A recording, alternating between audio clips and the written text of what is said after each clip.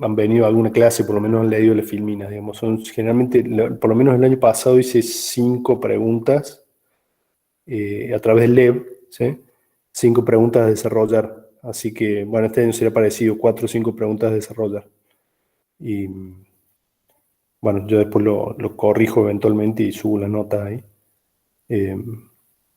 Son preguntas diferentes para cada uno de un banco de preguntas, así que son más o menos aleatorias. Los dos cuestionarios son iguales, ese y el segundo son así, 4 o 5 preguntas para desarrollar. Bueno, esto. Paso a las filminas.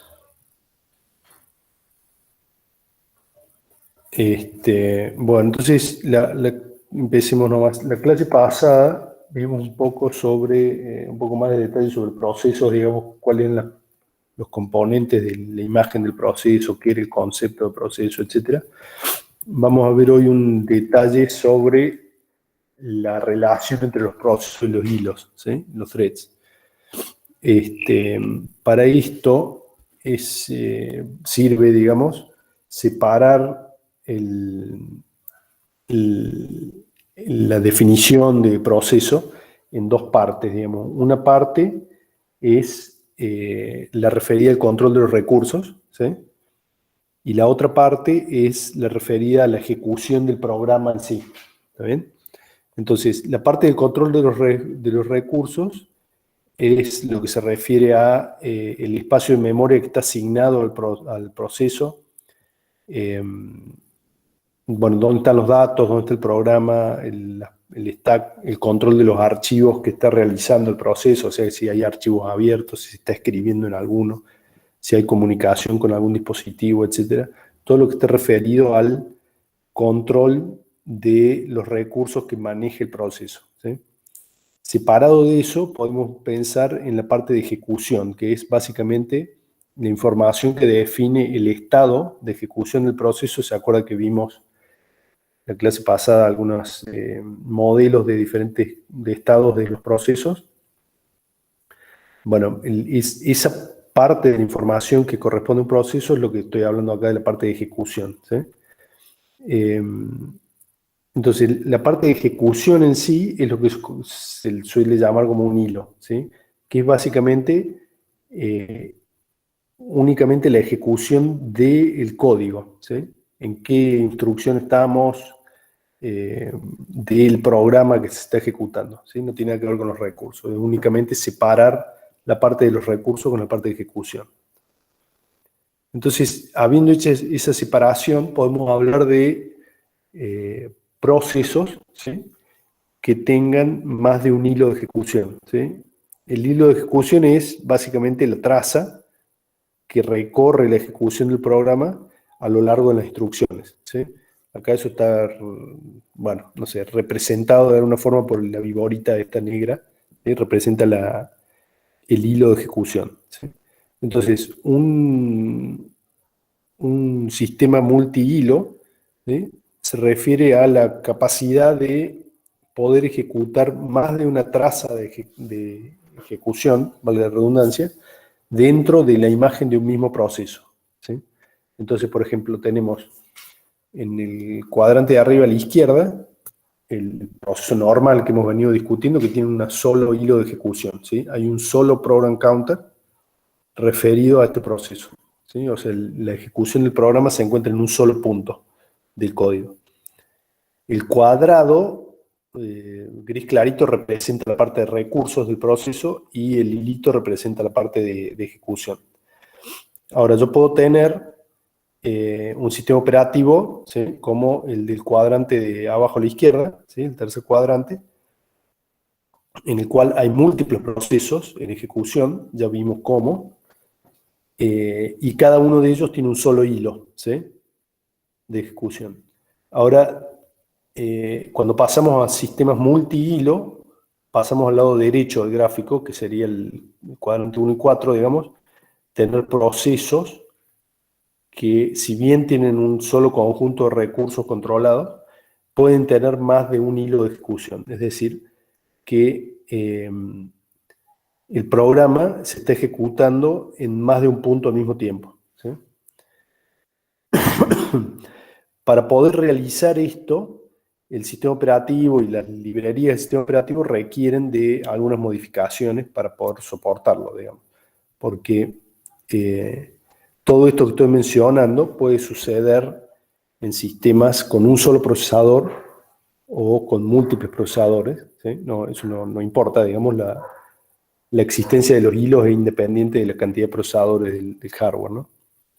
Entonces, veamos un poquito más de detalle a qué nos referimos cuando hablamos de un hilo, ¿sí? Entonces dijimos que cada hilo es una traza de ejecución dentro del programa, del proceso. Entonces, cada hilo tiene un estado de ejecución, indica si está en un estado de ejecución parecido a los estados del proceso, ¿sí? Yo puedo tener un hilo que esté bloqueado, puedo tener un hilo que esté ejecutándose, puedo tener un hilo que esté listo para ejecutarse, ¿sí? Cada hilo posee un estado. Bueno, supongamos que estamos en el caso de un solo procesador, ¿no? Y tenemos un proceso que tiene dos hilos. Bueno, ejecutar uno o el otro hilo implica una operación similar a la que hablábamos cuando ejecutamos uno u otro proceso, ¿sí? Para poder cambiar de un hilo al otro, necesitamos guardar el contexto del procesador, ¿sí? En el bloque de control de hilo, que está representado acá en la figura de la derecha. Ahí vamos a guardar el bloque, el contexto del procesador, vamos a guardar el program counter, vamos a guardar el valor de los registros de operación, ¿sí? ¿Para qué? Para cuando que volvamos a ejecutar ese hilo, podamos continuar en el punto de donde estábamos, digamos, igual que con los procesos. Bueno, cada hilo tiene su propia pila y una cosa interesante acá es que, dado que estos hilos están todos dentro del mismo proceso, el control de los recursos es único, ¿sí? El control de los recursos pertenece al proceso. Entonces, todos los hilos pueden acceder a todos los recursos del proceso, ¿sí? Pueden acceder a toda la memoria que está asignada al proceso y a los demás recursos, digamos, como los archivos, los dispositivos de entrada y salida. Eso es importante porque, bueno, tiene impacto en la forma en la que los hilos se comunican entre sí, ¿sí? Ahora lo vamos a ver un poquito más. Entonces, una cosa importante es, fíjense que lo que veníamos viendo hasta ahora, el bloque, la figura de la izquierda, en la que teníamos un proceso con un solo hilo, bueno, tenemos una sola pila, un solo bloque de control del proceso y nada más, ¿sí? Podemos guardar una sola copia de los registros del procesador. Cuando pasamos a la figura de la derecha, en la que el proceso tiene múltiples hilos, seguimos teniendo el bloque de control del proceso, ¿sí? ¿Por qué? Porque la información de recursos la tenemos que guardar en algún lado, ¿sí? Tenemos un solo espacio de direcciones de usuario, ¿sí? Pero tenemos múltiples bloques de control de hilo, uno para cada hilo, obviamente. Ahí guardamos, entonces, el contexto del procesador para cada hilo. Bueno, ahí, como muchas de estas cosas, digamos, los beneficios de una u otra opción dependen bastante de la situación en la que se apliquen, ¿sí? En general, bueno, yo acá listo algunas ventajas de usar hilos, después vemos algunas desventajas también. En general, ¿sí? No, esto no es dogmático, ¿sí? Puede haber casos en los que no sea así. Es más rápido crear un hilo nuevo dentro de un proceso que ya existe que crear un hijo de un proceso existente, ¿sí? O sea, yo podría hacer, si yo tengo las tareas que tiene que realizar un proceso, y las puedo paralelizar o las puedo dividir en dos porciones que sean independientes entre sí o que tengan poca comunicación entre sí, yo podría generar un proceso hijo del proceso original para que el proceso original ejecute una parte y el proceso hijo ejecute otra parte de la tarea que tiene que realizar el programa, ¿sí? Ahora, yo también puedo hacer eso con hilos, ¿sí? Yo puedo generar más de un hilo dentro del proceso y hacer lo mismo, digamos, que un hilo ejecute una parte de las tareas y el otro hilo ejecute una parte diferente, ¿sí? Ahora bien, en un sistema con un solo procesador, no voy a ganar nada en velocidad total de ejecución.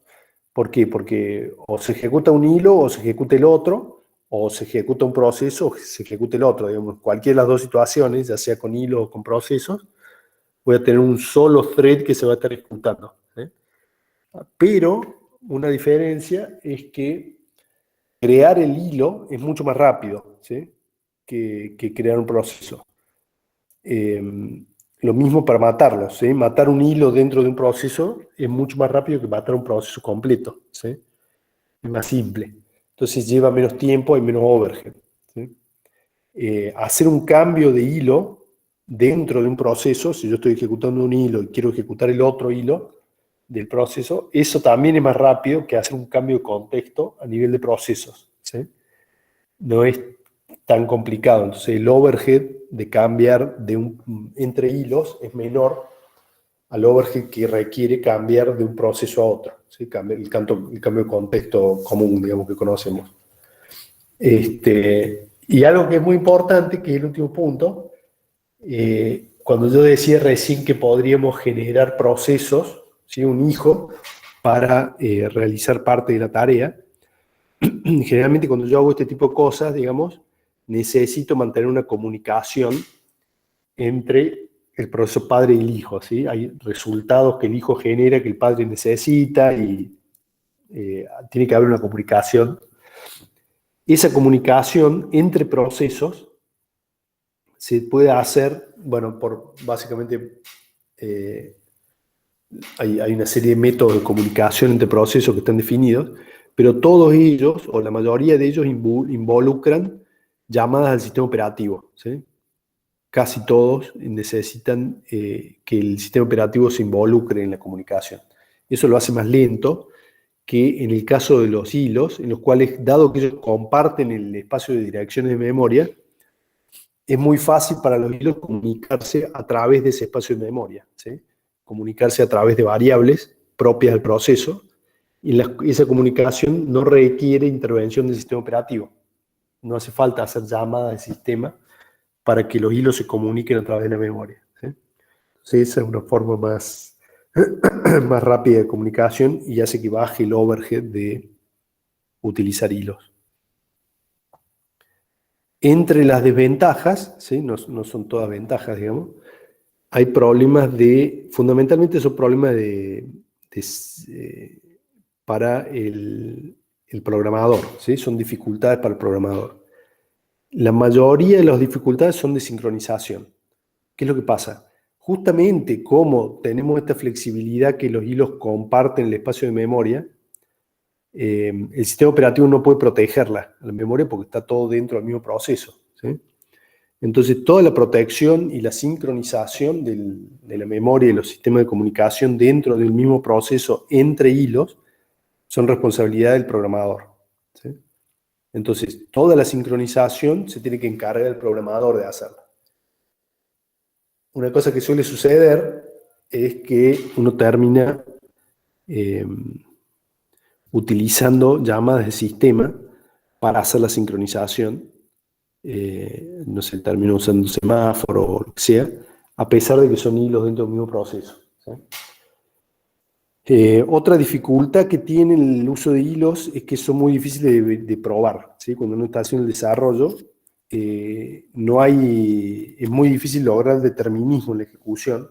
Es como el mismo problema que tenemos en la sincronización de procesos, pero con la dificultad que el sistema operativo no nos puede ayudar, ¿sí? Porque estamos dentro del mismo proceso. Entonces, es muy difícil lograr determinismo en la ejecución, y eso lo que quiere decir es que yo puedo probar todo lo que quiera durante el desarrollo, pero nada me garantiza que haya probado todas las condiciones de ejecución que se van a dar en la realidad, digamos, cuando pasemos la ejecución del proceso de este programa de la máquina de desarrollo a una máquina de producción, ¿sí? Entonces, en general, la verificación es más difícil. Otro problema que surge al usar hilos es que Bueno, la decisión de usar hilos por sí sola no garantiza mejor eficiencia, ¿sí? Esto que decía yo de, bueno, las velocidades que se ganan, los beneficios de usar hilos, eso no está garantizado, ¿sí? Una cosa que puede pasar, por ejemplo, es que hagamos la división de tareas entre hilos en un lugar en el que no sea correcto y nos obligue a realizar muchísima sincronización entre los hilos, ¿sí? Tengo que estar sincronizando permanentemente para que las cosas funcionen bien y no tengamos problemas de concurrencia. Y eso, en definitiva, termina haciendo que yo pierda toda la ganancia que tenía por usar hilos y no procesos, ¿sí? Porque está mal dividido el problema y no, bueno, no estoy dividiendo el problema en una frontera buena, digamos, y hace que el overhead de sincronización sea muy alto, ¿está bien? Entonces, el desarrollo de un programa multihilo requiere, en la parte de diseño, entender muy bien el problema que queremos resolver y encontrar realmente una división de tareas que sea una ventaja, ¿sí? Que no sea simplemente usar hilo porque sí, digamos. Este, bueno, acá hay un par de ejemplos, son medio primitivos, digamos, no sé si vale mucho la pena verlos, pero ejemplos de usos de hilos que se suelen hacer, ¿sí? Una es la clásica de tener trabajo en primer y de segundo plano, ¿sí? Este, entonces yo en una aplicación cualquiera tengo el- la división, ¿sí? Entre threads y, por ejemplo, puedo hacer que un hilo se encargue de interactuar con el usuario, ¿sí? Generalmente queremos que, por más que el programa en sí esté realizando muchas tareas de cómputo y de movimiento de memoria, la parte de cálculo, siempre es bueno tener una buena reactividad a lo que está haciendo el usuario, ¿sí? Mostrarle al usuario que el sistema no está clavado, sino que, bueno, simplemente está ocupado. Entonces, haciendo que un hilo se encargue de interactuar con el usuario y otro se encargue realmente de hacer el procesamiento, yo puedo no puedo garantizar, pero puedo mejorar la, la reacción del programa frente a entradas del usuario. Eh, bueno, obviamente el caso de la velocidad de ejecución, ¿sí? Esto es una de las grandes ventajas de los hilos, digamos, si el sistema tiene más de un procesador, ¿sí? Más de un núcleo, y eso me puede permitir ejecutar, supongamos que tenemos dos núcleos y yo genero un proceso que tiene dos hilos, en principio yo podría ejecutar un hilo en cada procesador, ¿sí? Entonces podría tener el tiempo completo del procesador para cada hilo, de esa manera acelerando la ejecución del programa, ¿sí? Eh, Esto, bueno, rara vez sucede, digamos, ya vamos a ver un poquito por qué, pero siempre hay una ganancia, bueno, no siempre, pero la mayoría de las veces hay una buena ganancia de velocidad en los sistemas multiprocesador, pero no es que se duplica la velocidad, ni mucho menos, digamos. Bueno, entonces, hasta ahora, bueno, en estas filminas que hemos discutido, estamos hablando de los hilos en general, digamos. Una cosa, una clasificación que se puede hacer y que se hace de hecho en cuanto a eh,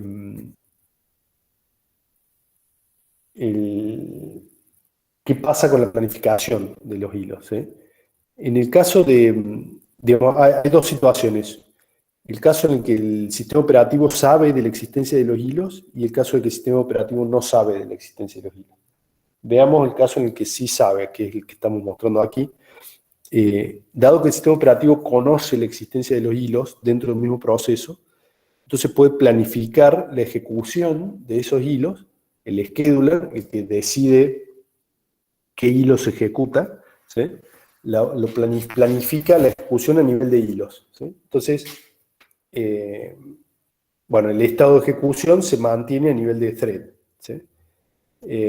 Ahora bien, hay acciones, ¿sí? Eventos que van a afectar a todos los hilos de un proceso. Por ejemplo, bueno, acá la suspensión de un proceso, ¿sí? Si el sistema operativo decide suspender un proceso y enviarlo al almacenamiento secundario, todos los hilos, dado que el espacio de memoria es uno solo, ¿sí? Si yo muevo el espacio de memoria al almacenamiento secundario, bueno, todos los hilos se van a suspender, ¿sí? Es un evento que se refiere a lo que mencionábamos al principio de control de los recursos, ¿sí? Si uno de los recursos, como es el caso del espacio de memoria, el sistema operativo decide moverlo al almacenamiento secundario, dado que todos los hilos comparten esos recursos, entonces todos los hilos se ven afectados por ese cambio de memoria, digamos, el paso a la suspensión del proceso lleva a que todos los hilos se suspendan, ¿sí? Bueno, obviamente si un proceso termina, los hilos no pueden existir, digamos, los hilos existen dentro de un proceso. Con respecto al estado que mencionábamos al principio, vuelvo acá un segundo, sé que cada hilo tiene un bloque de control que mantiene el estado del hilo, ¿sí? Si nos enfocamos particularmente en el estado de ejecución, bueno, es muy parecido a lo que sucede con los procesos, ¿sí? Generalmente los estados básicos son, bueno, el hilo se está ejecutando, es decir, que algún procesador está ejecutando instrucciones de ese hilo. La otra es que el hilo está listo para ser ejecutado, ¿sí? No está esperando ningún evento, pero no tiene, el procesador no le está prestando atención, ¿sí? Y por último, bueno, está bloqueado. Análogo al caso del proceso, ¿sí? El hilo está esperando un evento y no puede avanzar, ¿está bien? La parte de suspensión generalmente no está en el hilo, ya que, como mencionaba recién, está referido al control de los recursos y eso se mantiene a nivel de proceso, ¿sí? Con respecto a cosas que le pueden pasar a los hilos, digamos, bueno, por un lado está la creación, ¿sí? Lo mismo que con los procesos, un hijo puede pedir la creación de un nuevo hilo, puede pedir la creación de un nuevo hilo dentro del mismo proceso y eso como consecuencia, va a generar un nuevo contexto, una nueva pila, etcétera, para que ese nuevo hilo pueda ejecutarse, ¿sí? Bueno, como decía recién, un hilo se puede bloquear, ¿sí? Si hay por ejemplo, uno de los hilos está esperando una entrada del usuario, bueno, ese hilo va a quedar bloqueado ahí esperando que el usuario haga algo, ¿sí? Va a pasar al estado bloqueado, a pesar de que el proceso puede continuar. Si algún otro de los hilos del proceso puede continuar ejecutándose, entonces el proceso no está bloqueado completamente, ¿sí? Bueno, obviamente el otro evento, el opuesto, el desbloqueo. Y por último, la terminación, ¿sí? Fíjense que la terminación implica que se libera el stack y el contexto del hilo dentro del proceso, pero eso por supuesto no quiere decir que el proceso termine, simplemente quiere decir que el hilo terminó dentro del proceso, ¿sí? Perdón. Veamos un ejemplo de, bueno, no sé, una ejecución muy simple de hilos. En el caso, el primer ejemplo, acá la primera figura es un sistema con un solo hilo, ¿sí? El proceso uno, hace un par de llamadas, ¿sí? A un servidor remoto, hace estas llamadas a procedimientos remotos, que requieren una espera, son bloqueantes, ¿sí? Hay que esperar a que el servidor nos conteste.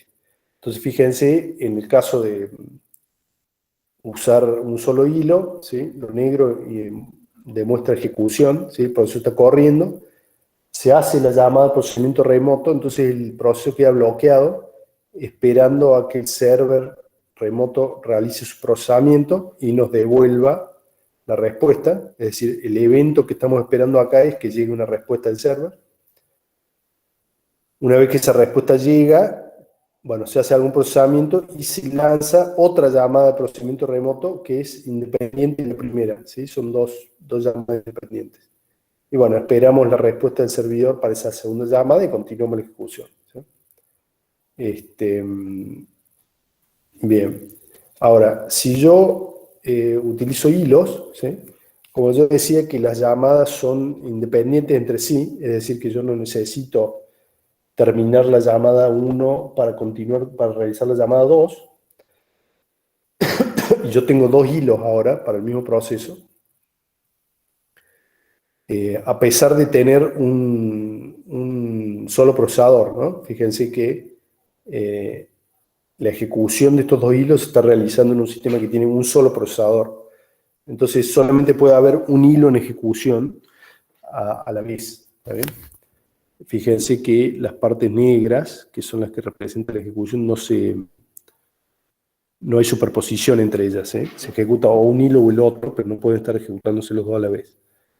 Entonces, acá, bueno, se ejecuta el primer hilo, hace la llamada al primer procedimiento y queda bloqueado el primer hilo, pero lo que está bloqueado es el primer hilo, pero no el proceso. Entonces el proceso continúa la ejecución del hilo B. ¿Sí? El hilo A está bloqueado, pero el hilo B puede continuar su ejecución. Este realiza la llamada del procedimiento remoto y queda esperando. Ahora sí están bloqueados los dos. ¿Sí? El proceso no puede avanzar porque ninguno de los dos hilos avanza. Pero, ¿qué pasa? Vemos que la espera, o al menos una parte de la espera, la que va desde la llamada del hilo B al procedimiento remoto hasta la respuesta del servidor al procedimiento del hilo A, ¿sí? Esa porción de tiempo, estamos haciendo la espera en paralelo, entonces el tiempo total es menor. ¿Está bien? Fíjense que a pesar de que la ejecución es en un solo procesador, aún así ganamos tiempo porque podemos hacer esperas en paralelo. ¿Está bien? Entonces, bueno, eventualmente llega la respuesta del servidor al llamado del hilo A, se desbloquea el hilo A y comienza su ejecución, después se desbloquea el hilo B, ¿sí? Ahí al desbloquearse, bueno, se ejecuta un ratito el hilo B y bueno, después continúa el A y así.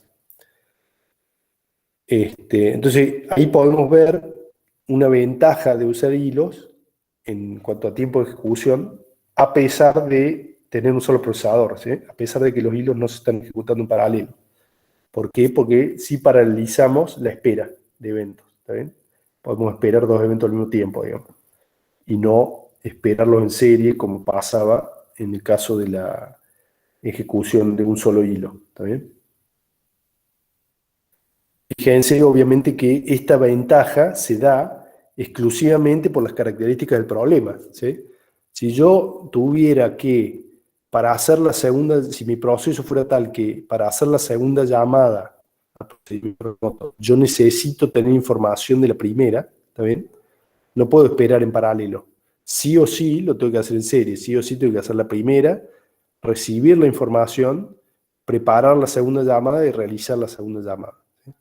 Hacerlo en esa situación, hacerlo con hilos, yo no podría esperar en paralelo, ¿sí? Tendría que, sí o sí, el proceso B tendría que esperar la respuesta de la primera llamada. Y ahí, bueno, no ganaría en tiempo, ¿sí? De ejecución. Es por eso que les mencionaba al principio que las ganancias de utilizar hilos dependen mucho del problema, ¿sí? Esta condición depende del problema que estamos resolviendo, digamos. Entonces no es algo que está garantizado, ¿sí? La ganancia de velocidad.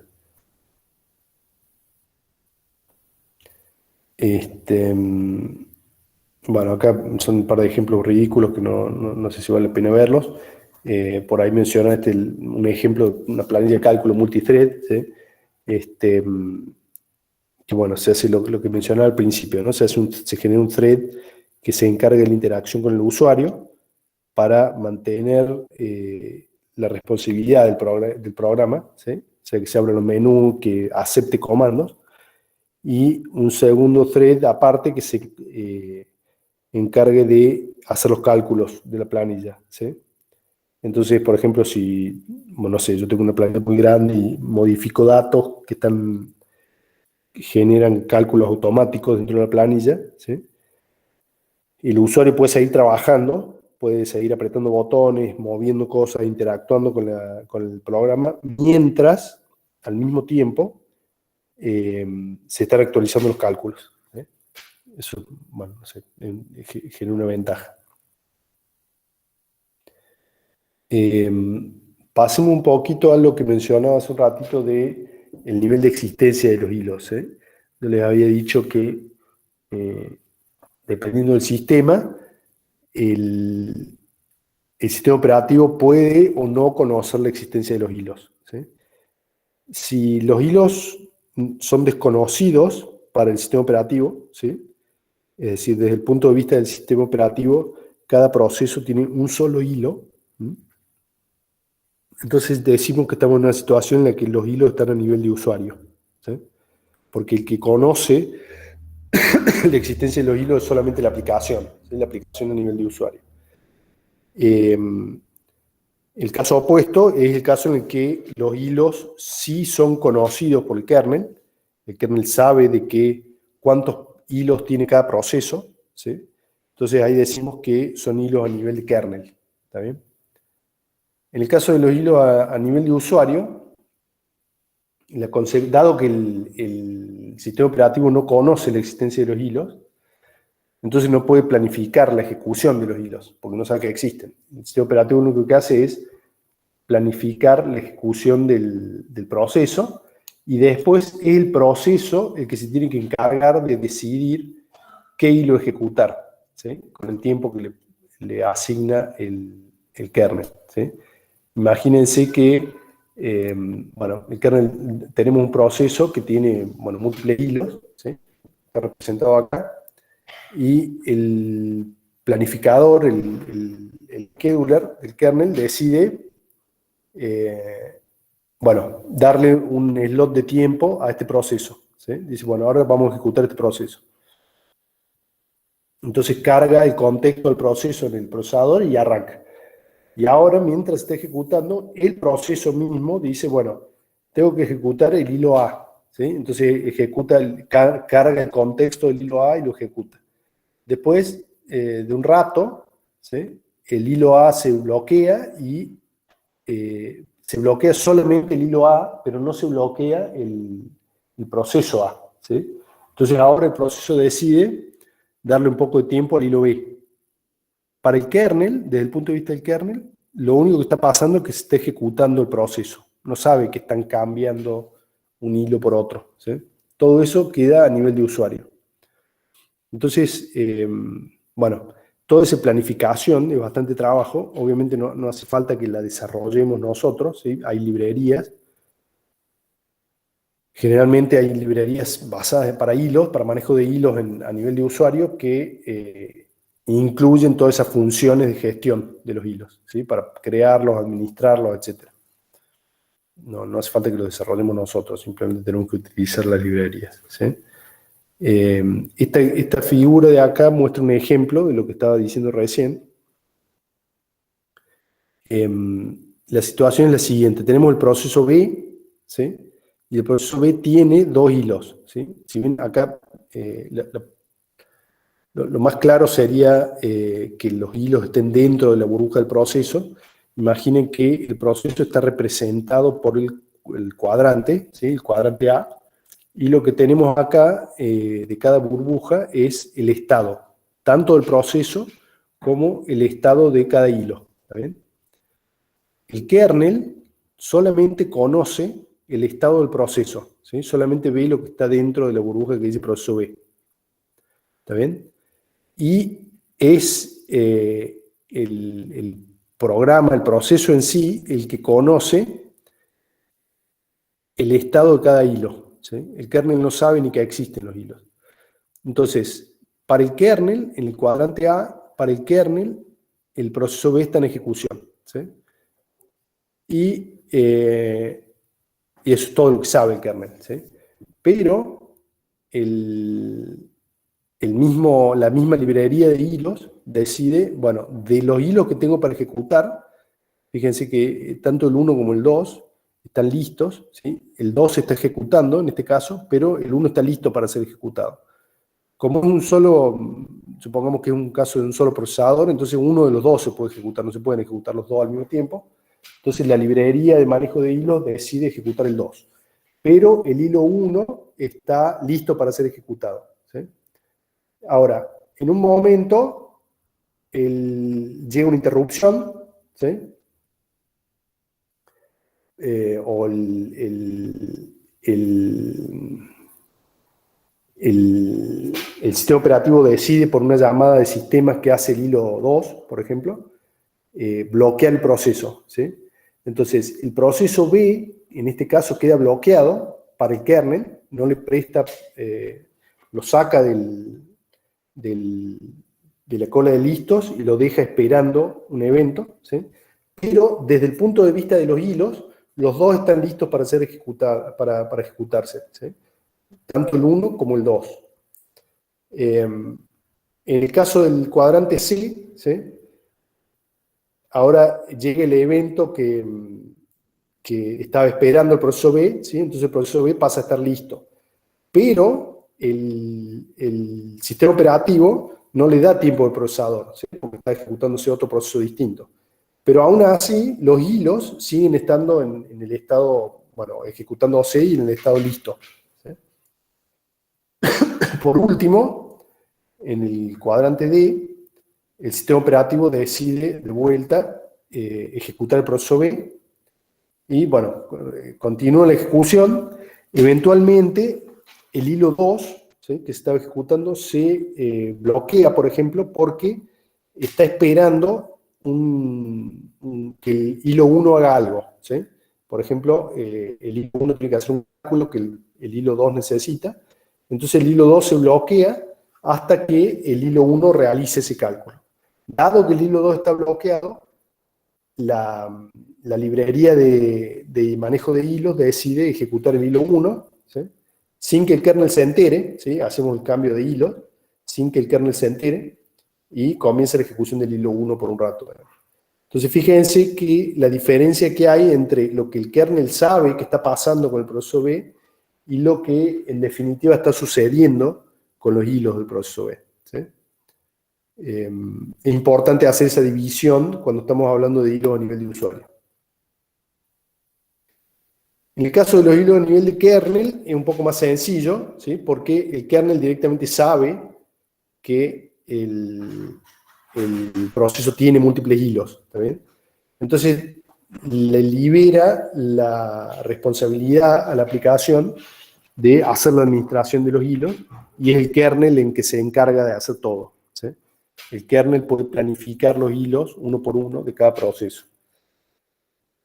Bueno, hay diferentes, obviamente estos dos enfoques tienen diferencias, ¿sí?, tienen consecuencias, uno entre hilos a nivel de usuario y hilos a nivel de kernel.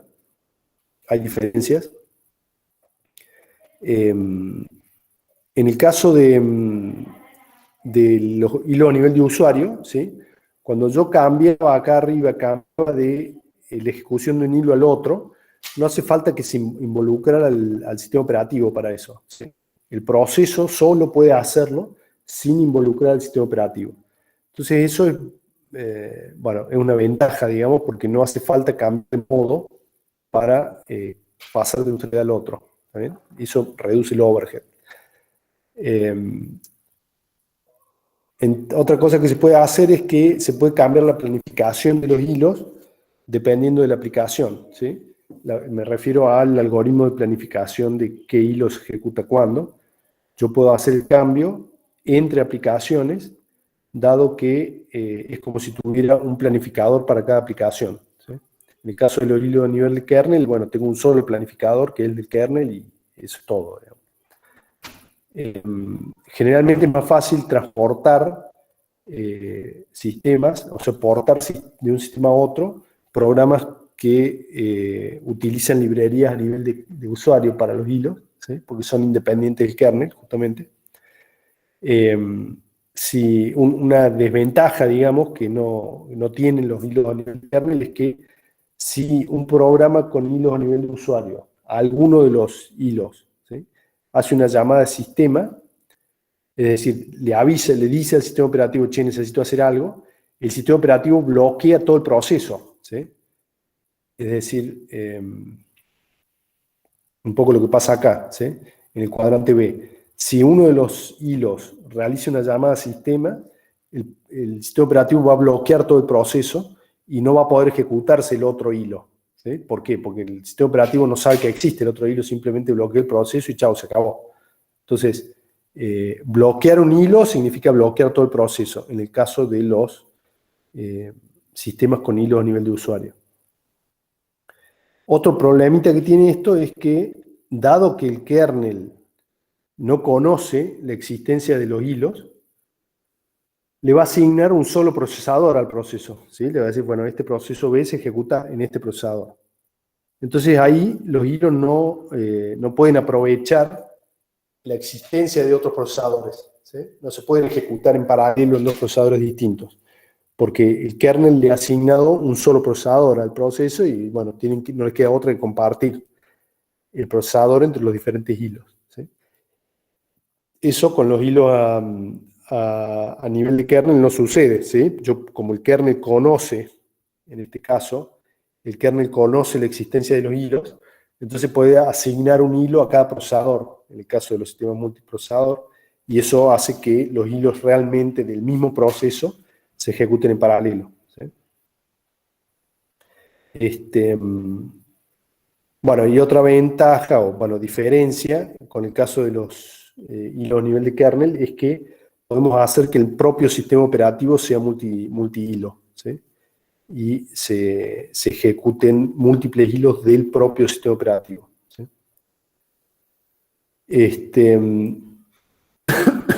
Ahora, eso que hemos visto, o que yo he estado presentando hasta ahora, ¿sí?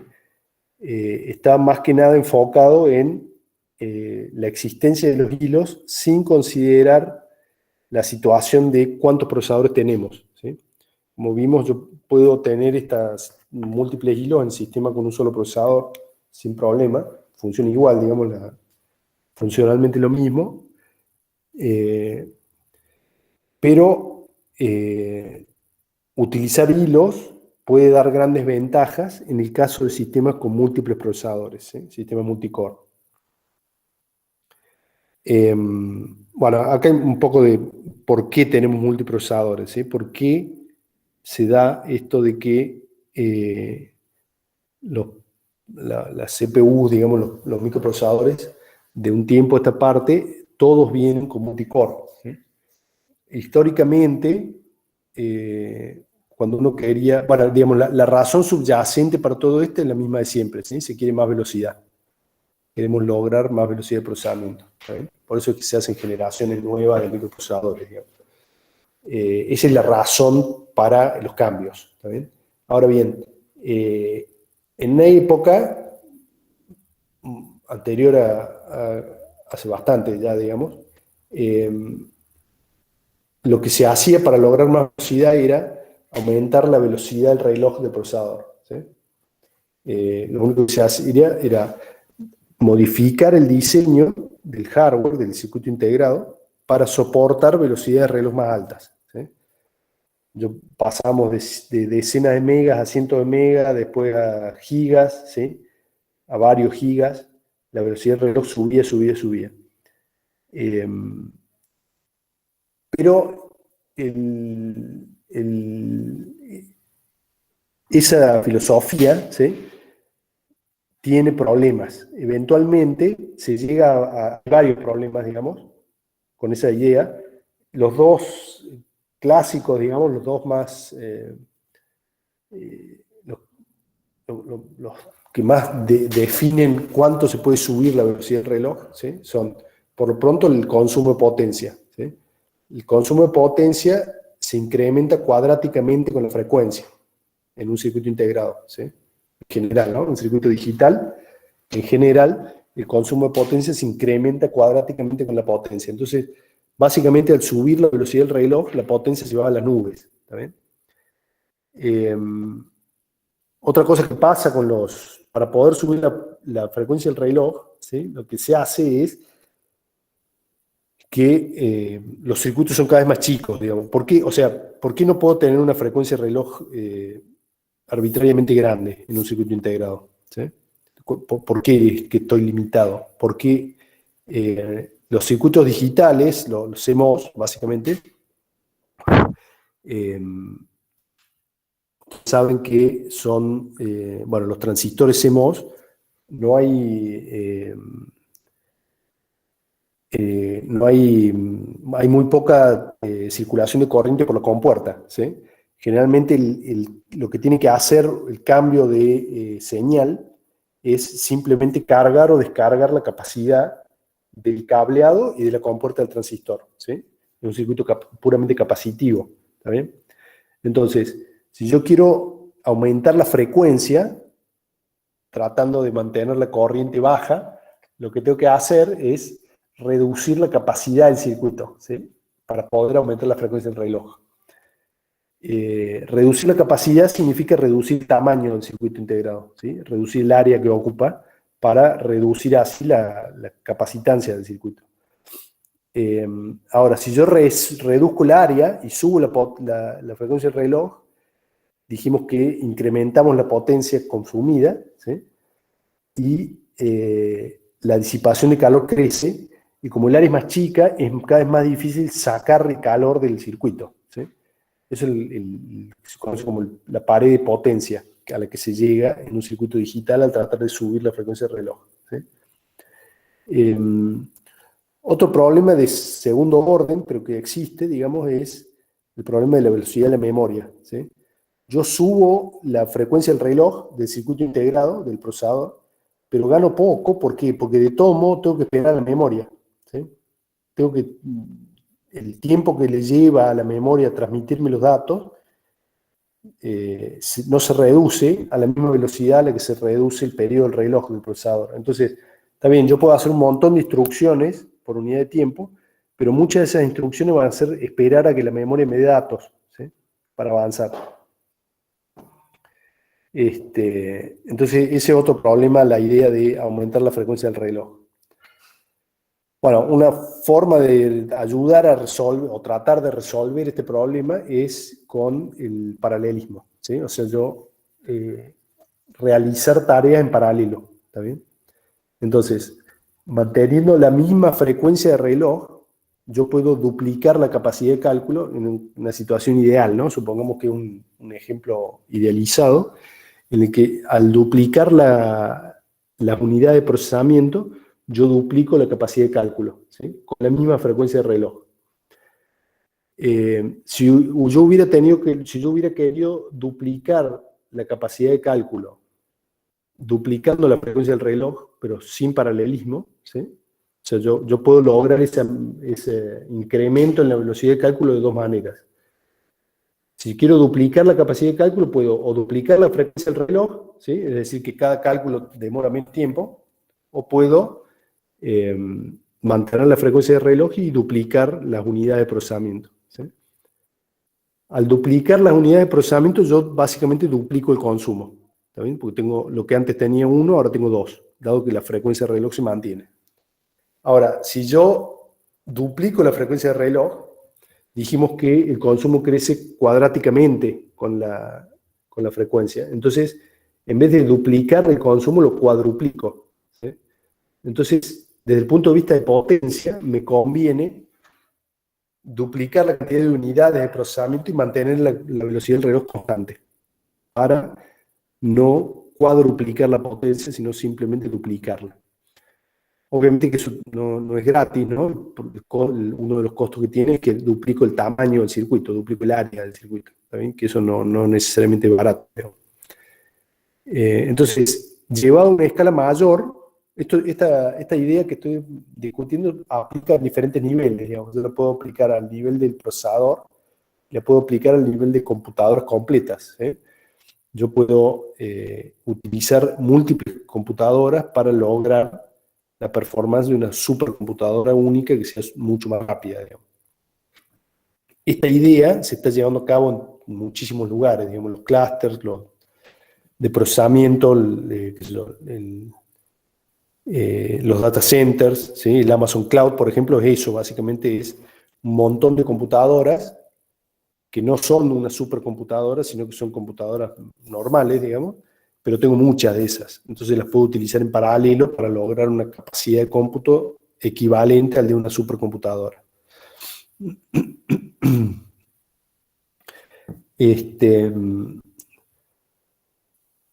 Bueno, el tema es que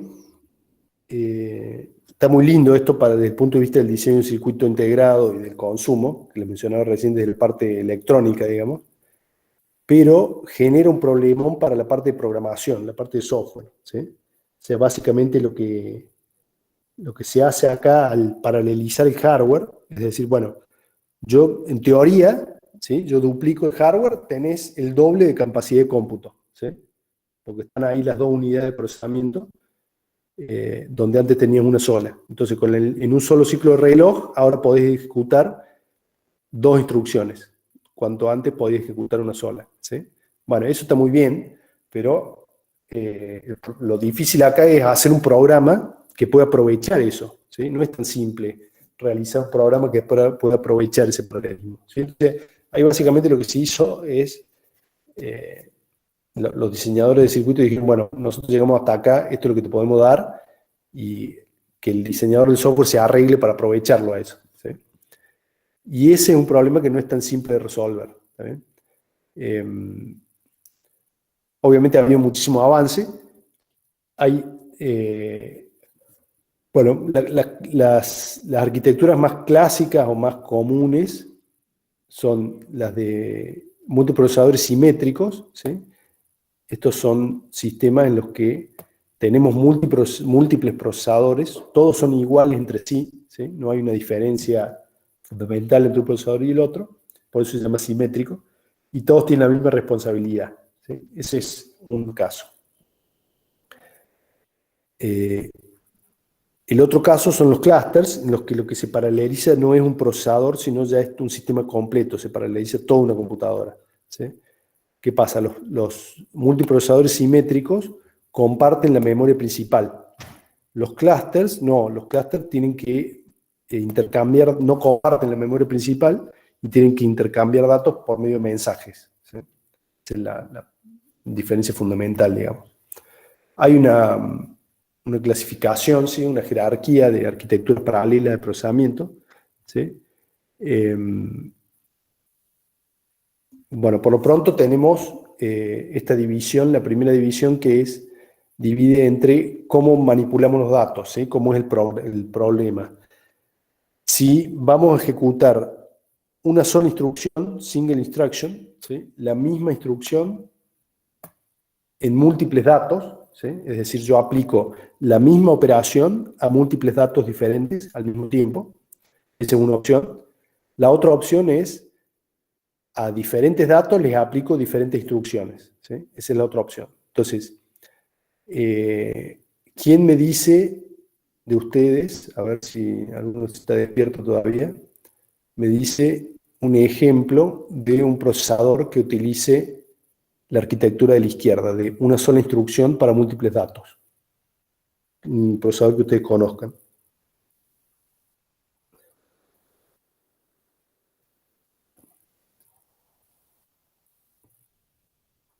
¿Están vivos? ¿Están oyendo alguno? No, pensando. Ah, bueno. O sea, una sola instrucción y manejamos múltiples datos, ¿sería? Sí. Y podría ser, no sé, que se quiera hacer una operación con una matriz, por ejemplo, y que se use que cada fila se sume, por ejemplo. Por ejemplo, ¿sí? Decime un caso en el que se haga mucho de eso, digamos, una operación sobre operar sobre los elementos de una matriz, por ejemplo. Procesamiento de imagen, por ejemplo, con computación. Claro. La GPU, por ejemplo, ¿sí?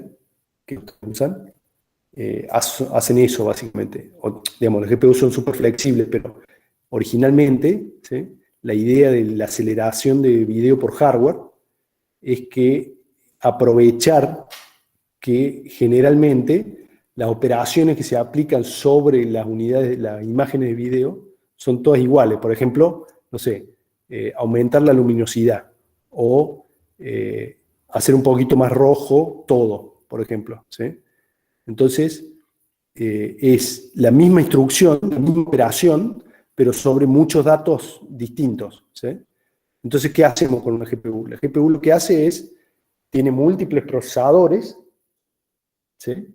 Es un arreglo de procesadores que tienen la capacidad de ejecutar todos la misma instrucción, pero sobre direcciones de memoria diferentes, ¿sí? O sea, yo le doy a la GPU, le digo, bueno, tenés todos estos datos y quiero que apliques esta misma operación a todos estos datos. Entonces, de todos los datos, de toda la matriz de la imagen que está asignada, agarra un pedacito, se le da a un procesador, otro pedacito se lo da a otro procesador distinto y así, a los cientos de procesadores que tiene una GPU, y todos los procesadores le aplican la misma operación a los datos al mismo tiempo, ¿sí? Ese es un ejemplo de una sola instrucción, múltiples datos, ¿sí? La GPU. El caso de múltiple instrucción, múltiples datos, es más común en todos los otros sistemas paralelos que tenemos, ¿sí? Cada vez que yo tengo múltiples procesadores, como mi computadora acá, digamos, yo tengo, no tengo acá, no, acá.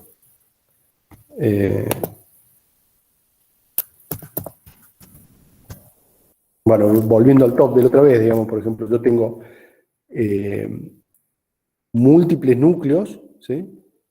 Que están ejecutando diferentes instrucciones al mismo tiempo, ¿sí? Entonces, tengo diferentes instrucciones sobre diferentes datos de manera simultánea. Y ese es el caso de Multiple Instruction, Multiple Data Stream, ¿sí? Ahora, eso lo puedo hacer de diferentes maneras, ¿sí? Lo puedo hacer en un caso de memoria compartida, ¿sí? Sí, memoria compartida, que es el caso que estoy mostrando acá, ¿sí? Yo tengo un sistema en el que la memoria RAM es una sola, ¿sí? Y todos los procesadores tienen acceso a toda esa memoria RAM. Entonces comparten la memoria, ¿sí? Sería este caso de acá. Además, yo puedo subdividir este caso en dos partes, ¿sí? Una en la que el hardware está diseñado de tal manera en la que hay un procesador diferente de los demás, ¿sí? Un procesador maestro, y hay un grupo de procesadores que se llaman esclavos, ¿sí? El hardware está diseñado de esa forma. Entonces, por ejemplo, el procesador maestro se encarga únicamente de hacer la planificación. Le va asignando a los diferentes procesadores esclavos qué proceso tienen que ejecutar, ¿sí? El único que se encarga de hacer la planificación es el procesador maestro. Los procesadores esclavos solamente ejecutan procesos. Esa es una configuración, ¿sí? La otra configuración, que es una configuración un poco más común, es la SMP, ¿sí? Que es la de multiprocesadores simétricos. En el caso de este sistema que tengo yo acá, es esa la que estamos usando. Digamos, el kernel soporta, la arquitectura del hardware está armada de esa forma y el kernel la soporta. Entonces, todos los procesadores se llaman simétricos porque son todos iguales entre sí, ¿sí? No hay mayor diferencia. Acá la diferencia, lo que hacen es que no hay un solo procesador encargado de la planificación, sino que cada procesador se planifica a sí mismo, ¿sí? Cuando, supónganse que yo tengo dos procesadores, cada uno está ejecutando su proceso y uno de los procesos se bloquea, ¿sí? Entonces, ese procesador se encarga de guardar el contexto de ese proceso, ir a la cola del proceso listo y tomar el próximo proceso y comenzar a ejecutarlo, ¿sí? Cuando se bloquea el otro procesador, hace lo mismo. Ese mismo procesador se encarga de ejecutar la rutina del kernel para encontrar cuál es el próximo proceso listo y comenzar a ejecutarlo, ¿sí? Por eso se llama simétrico, porque son todos iguales los procesadores, desde el punto de vista del sistema operativo, ¿sí? Entonces, esas dos opciones son los casos de memoria compartida. Después está el caso de memoria distribuida, es decir, los procesadores, son múltiples procesadores obviamente, no tienen acceso a toda la memoria, solamente tienen acceso a una parte de la memoria, ¿sí? No están acoplados fuertemente, ¿sí? Es el caso de los clusters, es decir, grupos de computadoras conectados por un sistema de comunicaciones, generalmente una red, ¿sí? Y que Bueno, efectivamente lo que están haciendo es ejecutar instrucciones diferentes en diferentes datos, ¿sí? Dentro de los grupos de los clusters hay toda una jerarquía de opciones, digamos. Acá yo puedo tener, por ejemplo, sistemas operativos independientes que se comunican solamente a través de una librería, o puedo tener un solo sistema operativo de red, ¿sí?, que controla todos los sistemas al mismo tiempo. Hay diferentes opciones ahí, digamos.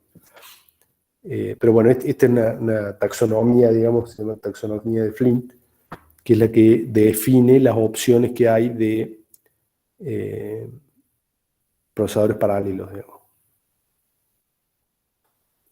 Bueno, acá básicamente describo esta rama, ¿sí?, de múltiples instructions, múltiples data, es lo que estaba explicando recién, digamos. Bueno, lo que, digamos, están las tres arquitecturas que mencionaba recién, ¿sí? Los sistemas operativos independientes, como el caso de un clúster, los sistemas maestro-esclavo, en la que un solo procesador maestro se dedica a la planificación mientras los demás ejecutan los procesos. Esta es una de las razones por las que no es muy preferida, ¿sí?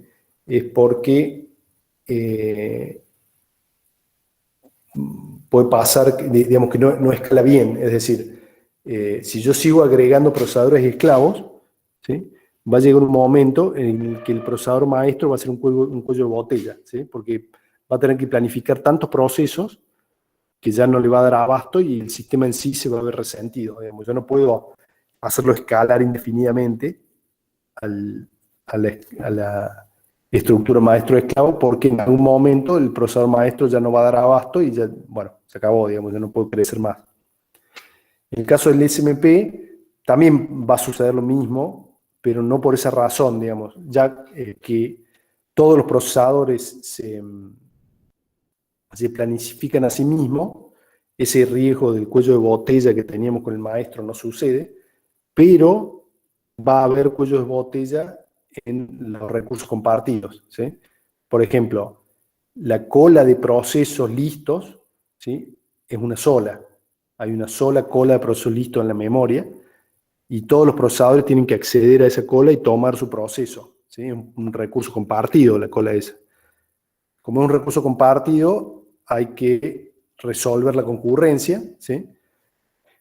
Y si uno incrementa la cantidad de procesadores indefinidamente, en algún momento va a ser muy difícil resolver la concurrencia y va a haber procesadores que van a tener que esperar mucho tiempo para poder llegar a utilizar el recurso compartido, ¿sí? Puede haber inanición o simplemente pérdida de eficiencia, ¿está bien? Entonces la arquitectura SMP tampoco es que puede escalar indefinidamente, ¿no? Pero bueno, escala mejor que la arquitectura maestro-esclavo, digamos. Entonces acá hay un diagramita muy básico de la arquitectura SMP. Acá arriba los cuadrados estos son los procesadores, ¿sí? Cada procesador tiene su caché. Y bueno, está el bus de sistema acá. Fíjense que algo que es importante,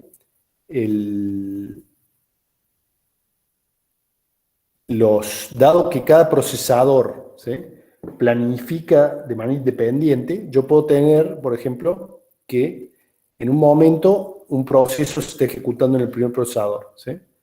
Eventualmente ese proceso se bloquea por algo o simplemente porque no sé, si le acaba el tiempo.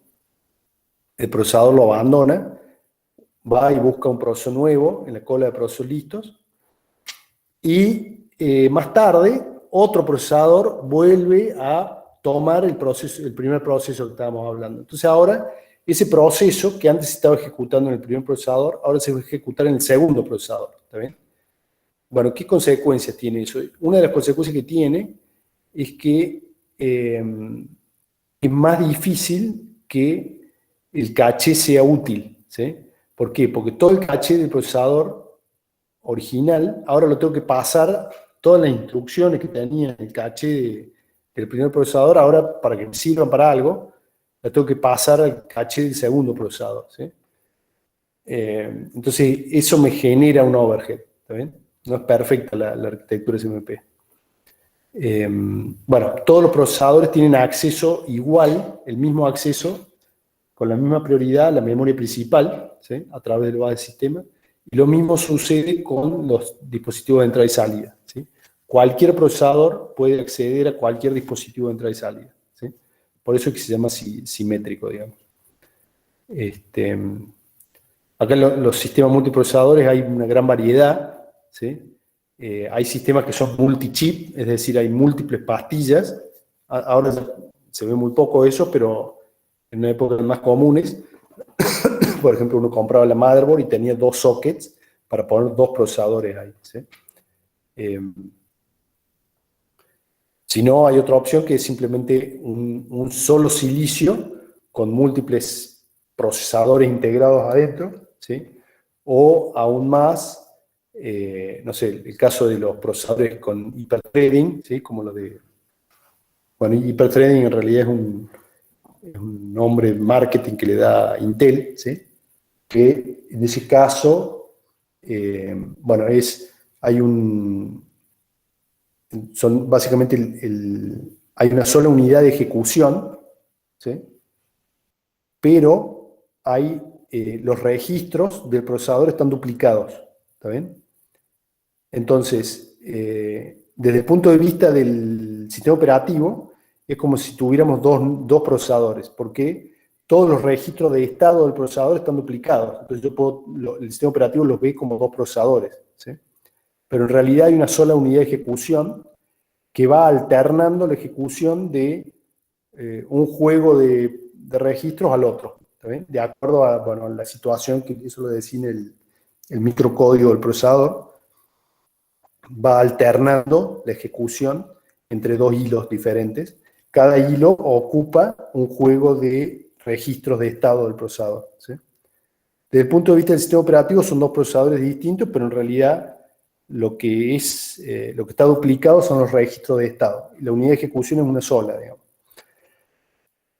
Entonces hay diferentes opciones, pero para el sistema operativo esta es la arquitectura que ve, ¿sí? Ve múltiples procesadores equivalentes entre sí, ¿sí? A pesar de que el hardware no sea, a pesar de que el hardware tenga diferentes opciones, digamos.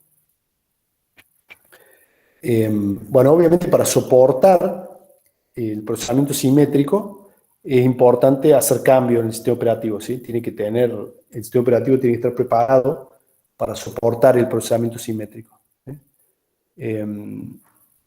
Dado que hay múltiples procesos ejecutándose de manera simultánea, ¿sí? Las rutinas del kernel tienen que ser todas reentrantes, ¿sí? ¿Por qué? Porque yo tengo que poder llamar la misma rutina del kernel al mismo tiempo desde 2 procesos distintos, ¿sí? Es decir, llamar la misma rutina del kernel con 2 juegos de datos diferentes de manera simultánea, ¿está bien? Entonces es importante que esas rutinas estén preparadas para eso. Obviamente todas las estructuras de datos del kernel tienen que estar protegidas para evitar los problemas de concurrencia, ¿sí? Yo recién mencionaba la cola de procesos listos, por ejemplo. Es una estructura de datos que tiene que estar protegida para evitar los problemas de concurrencia. Bueno, obviamente la planificación tiene que estar preparada, digamos, si no está todo bien protegida la parte de concurrencia, entonces puede pasar que yo planifique el mismo proceso en 2 procesadores diferentes, digamos, al mismo tiempo, ¿sí? Eso, bueno, obviamente va a ser un desastre, digamos, no tiene que pasar eso porque los resultados... todo tiene que estar sincronizado, ¿sí? El acceso a los recursos tiene que estar sincronizado tanto por hardware como por software, ¿sí? El acceso a la memoria, el acceso a los dispositivos de entrada y salida, también para evitar los problemas de concurrencia ocasionados por tener múltiples procesos ejecutándose de manera simultánea, ¿sí? Bueno, lo mismo con el manejo de memoria, y es útil, ¿sí? Tratar de que el sistema operativo pueda tolerar fallos, ¿sí? O sea, si un procesador solo falla y se cae un proceso, sería bueno que no se rompa todo, ¿sí? Que los otros procesos y los otros procesadores puedan seguir trabajando a pesar de que haya un procesador que no esté funcionando. ¿Sí? Eso es algo que es interesante que el sistema operativo tolere, digamos. Bueno, acá este último par de filminas se refiere a un poco ya la estructura del sistema operativo en sí. ¿Estamos? No sé si quieren hacer alguna pregunta o comentario sobre la parte de lo que mencionaba acá de multiprocesamiento. Si no, seguimos con los microkernels. Ok, bro. Bueno, entonces, ¿qué pasa? Bueno, ya hemos visto que cuando se ejecuta el código del kernel, ¿sí?, del sistema operativo propiamente dicho, el procesador lo pasamos a modo sistema, ¿sí? Pasar al procesador a modo sistema genera un riesgo, ¿sí? Porque, bueno, obviamente el kernel es un programa igual que todos y tiene bugs, ¿sí? Entonces pasar el procesador a modo sistema significa que un bug en el kernel puede romper todo con gran facilidad, ¿sí? Entonces una idea que hay, digamos que hace un montón que circula, digamos, es, bueno, reducir la cantidad de código que se ejecuta en modo sistema lo más posible, ¿está bien? Solamente ejecutar en modo sistema lo que es esencial, que es el caso de el manejo de las interrupciones, el manejo de las entradas-salidas y la comunicación entre los procesos, ¿sí? Todo lo demás que hace el sistema operativo, que hace el kernel, se trata de dejarlo para que se ejecute en modo usuario, ¿sí? Como si fuera un servicio modular. Entonces, los controladores de dispositivos se ejecutan en modo usuario, como un servicio modular. Todo el sistema de archivos, ¿sí?, el sistema de manejo de ventanas, todo lo más posible se ejecuta en modo usuario, y de esa manera reducimos el tamaño de la ventana por la cual un bug puede destruir todo el sistema, digamos. Otra ventaja que tiene esta idea de modularizar el kernel es que permite más flexibilidad, ¿sí? Yo puedo, en un sistema con microkernels, reemplazar una porción del kernel en tiempo real, ¿sí?, en ejecución, por una nueva versión, por ejemplo, de un módulo. En el caso de un kernel monolítico, todo está en la memoria y yo, bueno, si trato de reemplazar algo, tengo que reemplazar todo a la vez, ¿sí? Bueno, otra cosa interesante es que solamente cargo en la memoria la parte de código del kernel que voy a utilizar en el caso de necesitarla, ¿sí? En los kernels monolíticos generalmente hay una buena parte del kernel que está cargado en la memoria que no se usa, porque ningún proceso lo necesita, y aún así estamos ocupando memoria, digamos. Entonces, un poco la idea de los microkernels es pasar de la estructura de la izquierda a la estructura de la derecha, ¿sí? La estructura de la izquierda, que es el caso del kernel monolítico, tenemos todo un montón de funcionalidades del sistema operativo que se ejecutan en modo de sistema, y solamente los programas del usuario se ejecutan en modo usuario, ¿sí?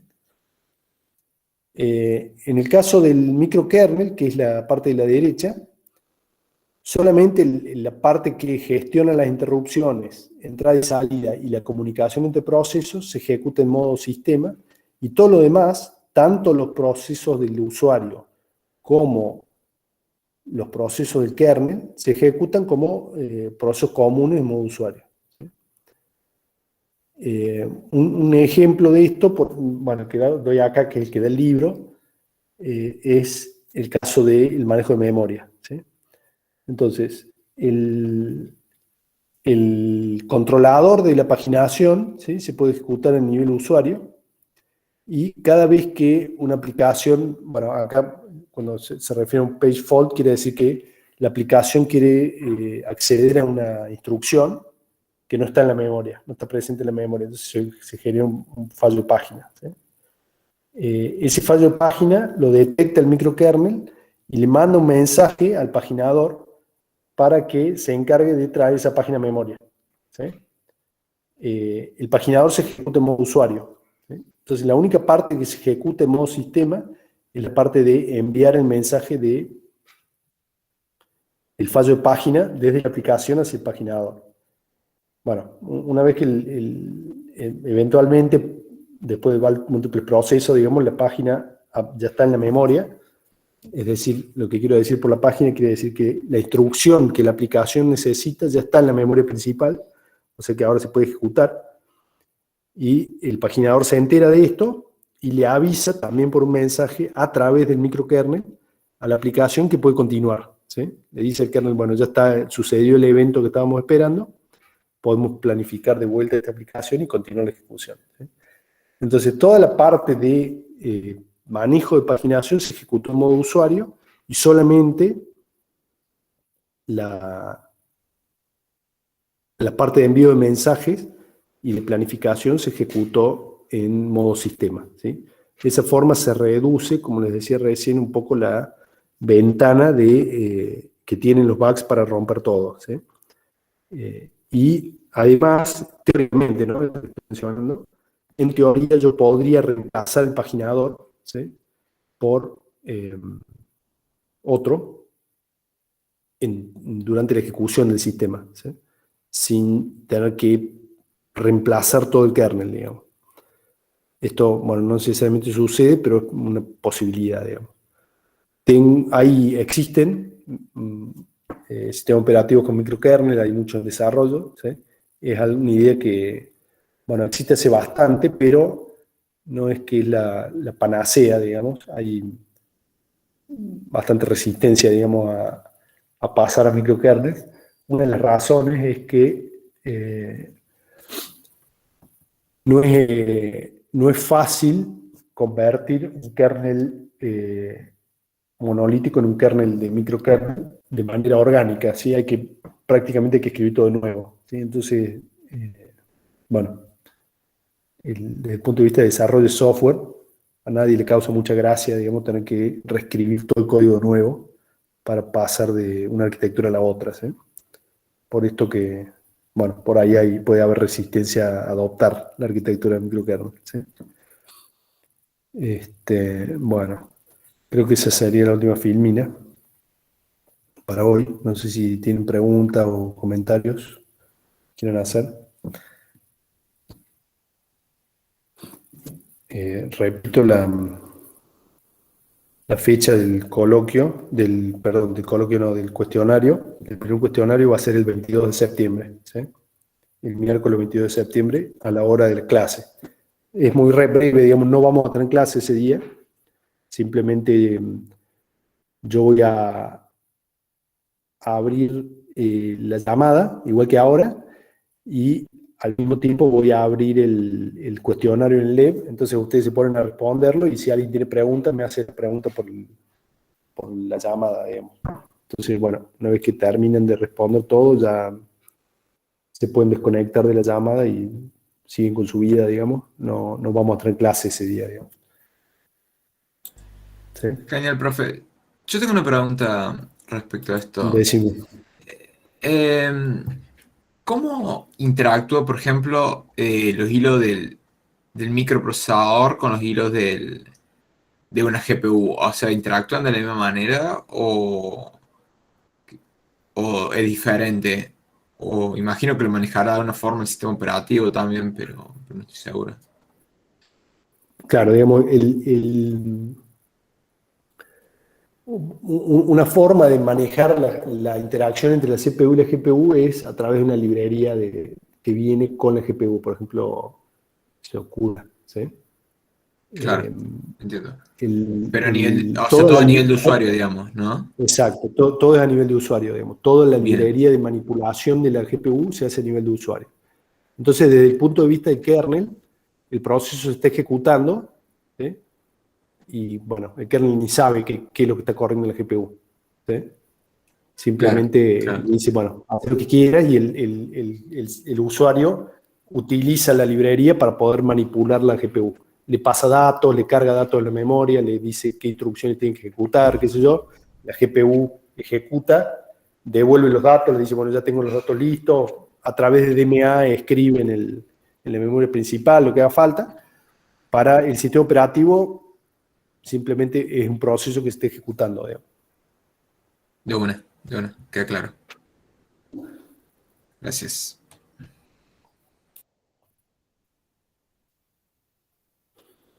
Bueno, no sé si hay más preguntas. Profe, yo tengo una duda con respecto del tema de los kernels, pero más de curiosidad Sí. en realidad. Que Sí, usted sí. decía que los micro